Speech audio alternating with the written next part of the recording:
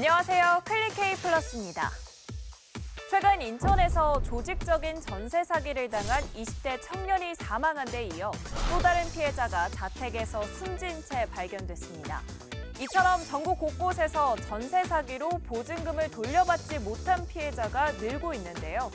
실제 전세 보증금 사고 건수를 살펴보면 2021년 2,799건에서 지난해 11,700여 건으로 4배가량 증가했습니다.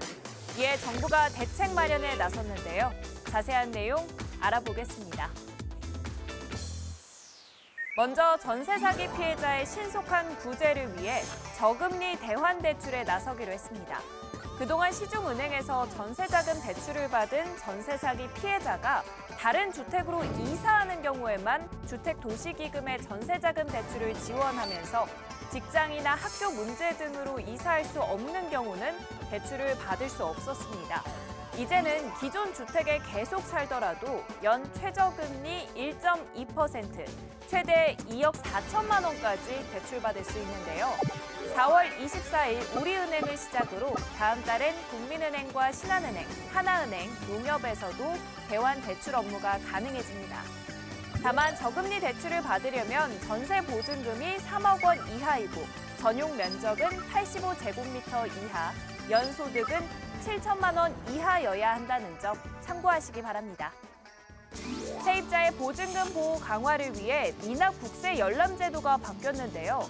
지금까지는 임대인 미납 국세 열람을 위해서 임차인이 임대인 동의를 받아 관할 세무서에 신청해야 했습니다.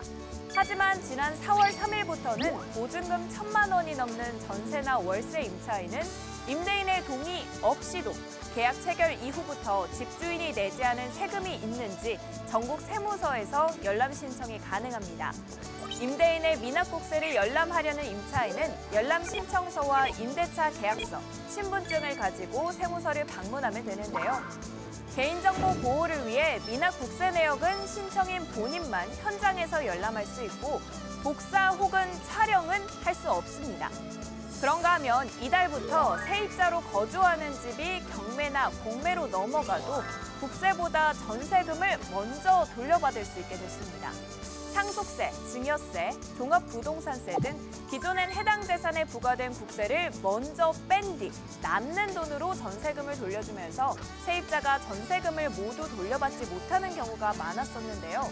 지난 4월 1일부터 주택 임차 보증금의 전세 확정일자보다 법정기일이 늦게 발생한 세금은 전세금을 먼저 돌려주고 남은 돈으로 징수하도록 했습니다.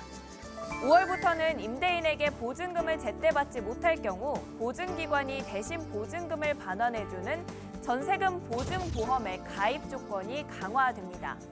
현재는 전세 보증금이 집값의 100%를 차지해도 보증보험에 가입할 수 있는데요. 앞으로는 전세 보증금이 집값의 90% 이하인 주택만 보증보험에 가입할 수 있도록 바뀝니다. 다시 말해 지금의 집값이 3억인 경우 전세금이 3억이어도 보증보험에 가입할 수 있지만 앞으로는 2억 7천만 원 이하여야 가입할 수 있게 됩니다. 전세 사기로 보증금을 잃지 않기 위해선 내 스스로도 꼼꼼히 살펴보고 확인하는 것도 중요하겠죠. 전셋집을 알아보고 있는 경우라면 먼저 계약하려는 집의 등기부 등본을 떼보고 근저당권이 잡혀 있는지 살펴봐야 합니다. 집주인이 이 집을 담보로 다른 사람에게 돈을 빌린 게 있는지 보는 건데 근저당 채권액과 전세금을 더한 금액이 집값의 60에서 70%를 넘는지 확인해야 합니다. 계약을 이미 마친 상태라면 집주인의 국세 체납 여부를 확인해 보는 게 좋습니다. 집 없는 서민들의 삶의 터전을 송두리째 무너뜨리는 전세 사기. 정부가 마련한 이번 정책으로 더 이상 서민들이 피해보는 일이 없길 바라봅니다.